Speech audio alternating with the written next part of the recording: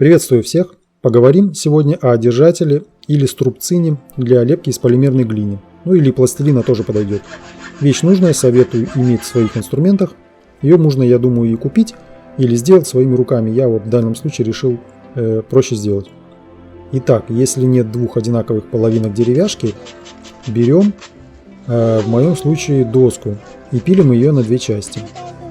Дальше, конечно, шлифуем хорошо, обрабатываем каждую сторону. У меня не было под рукой струбцины или больших тисков, поэтому я поступил таким образом. Плотно сжимаю обе детали изолентой, чтобы они не разъехались. Размечаем посередине два отверстия. Сверлим насквозь обе наши заготовки таким образом.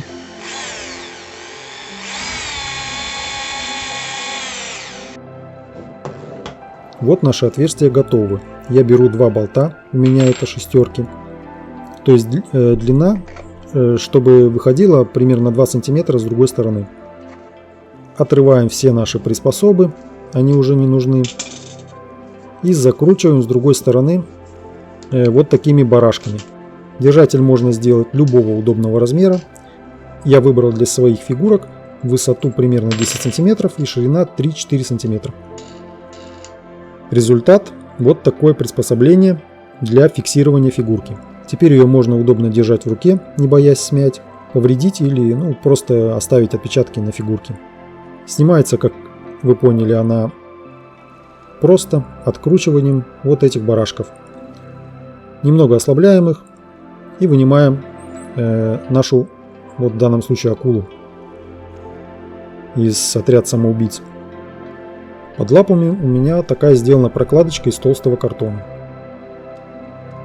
И дальше ее таким же образом внедряем обратно и фиксируем.